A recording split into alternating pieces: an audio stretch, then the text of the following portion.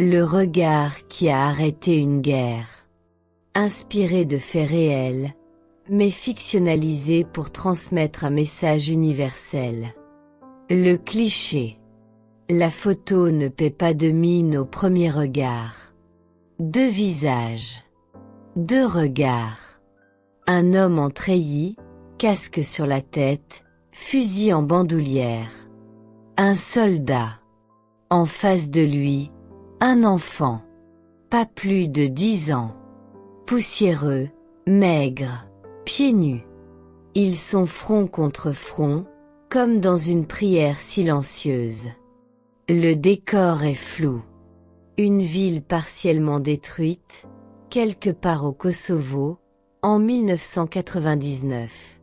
Ce cliché allait devenir l'un des plus puissants symboles de paix de la fin du XXe siècle. L'enfant.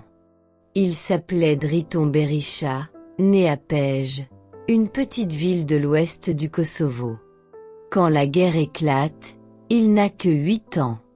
Son père est arrêté. Sa mère fuit avec ses frères. Lui reste en arrière, volontairement. Il veut retrouver leur chien, rester à la maison. Il ne reverra jamais sa famille.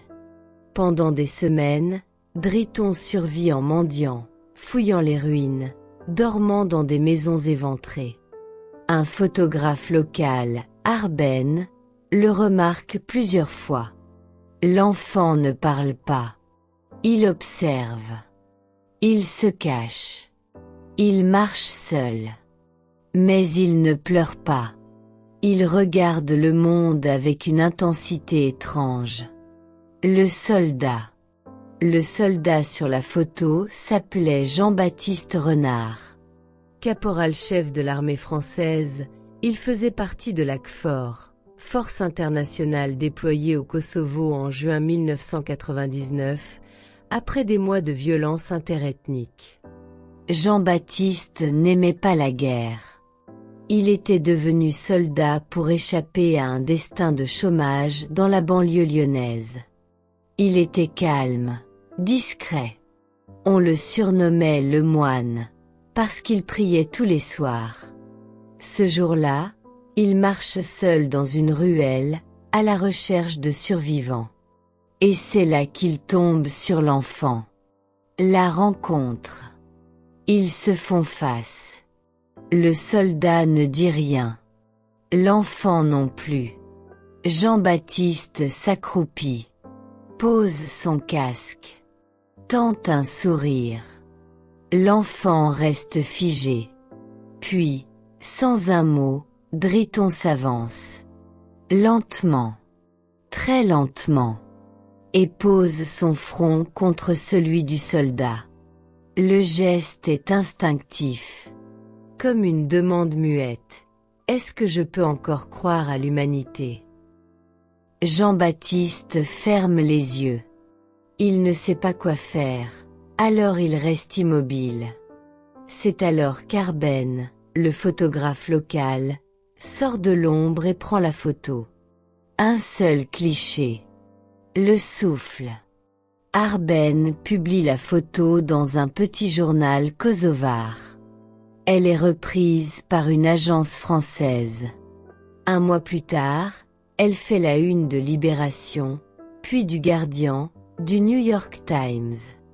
On y voit ce soldat et cet enfant, liés par un regard, un silence, un front.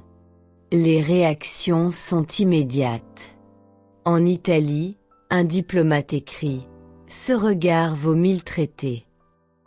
En France, la photo est utilisée dans une campagne de sensibilisation sur les enfants dans les zones de conflit. En Allemagne, elle est affichée à l'entrée de l'ambassade de Serbie. Et lors d'une réunion des Nations Unies, un orateur s'en sert comme argument pour un cessez-le-feu. La photo devient virale avant même que les réseaux sociaux n'existent. La disparition. Mais ce que les gens ne savent pas encore, c'est que Driton a disparu. Quelques jours après la photo, la zone est bombardée à nouveau. Personne ne sait s'il a survécu. Jean-Baptiste, bouleversé, le cherche en vain pendant toute sa mission.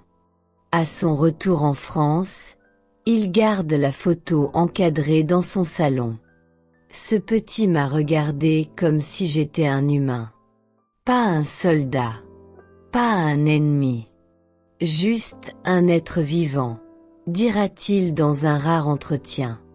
20 ans plus tard.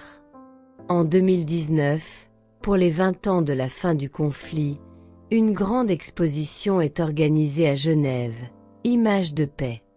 La fameuse photo y est exposée en grand format. Un jeune homme passe devant. Il s'arrête. Il reste figé. Il regarde la photo comme s'il se reconnaissait. Il s'appelle Driton Berisha. Il a survécu. Il vit désormais en Suisse, adopté par une famille albanaise. Il ne se souvenait pas de la photo. Mais ce moment, ce front, ce regard, il s'en souvient comme d'un ancrage. C'était le moment où il a décidé de vivre. La reconnaissance. La presse s'empare de l'histoire. Jean-Baptiste, retraité, est contacté. Les retrouvailles sont organisées. Elles ont lieu dans un village en Savoie. Quand ils se revoient, il ne se passe rien d'extraordinaire. Pas de larmes. Pas de cris. Juste un nouveau front contre front. Un regard. Long. Silencieux. Et cette fois, un sourire des deux côtés. L'après. Driton devient ambassadeur pour l'UNICEF. Il donne des conférences sur la guerre, l'enfance et la mémoire. Jean-Baptiste, lui, s'investit dans une association de réinsertion pour jeunes délinquants. Ensemble, ils créent un programme éducatif appelé le Front de la paix, basé sur l'idée que parfois, un seul geste peut renverser une vie. Aujourd'hui, la photo est affichée. À l'ONU, dans une salle de négociation. Dans des écoles. Dans des centres pour réfugiés. Sur des murs tagués de messages de paix. Elle est même tatouée sur le bras d'un militant colombien, peinte sur un mur à Gaza, gravée sur un banc à Sarajevo. Elle n'a pas arrêté une guerre. Mais elle a changé la perception. Elle a montré que l'humanité, même brisée, peut encore tendre la tête. Tendre le front.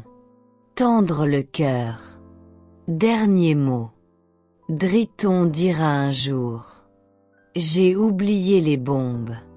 J'ai oublié les cris. Mais je me souviens de ce regard. Il disait, je te vois. Et ça m'a suffi pour rester en vie. Une image peut survivre à ceux qui l'ont créée. Un regard peut traverser les murs que les armes ne franchissent pas.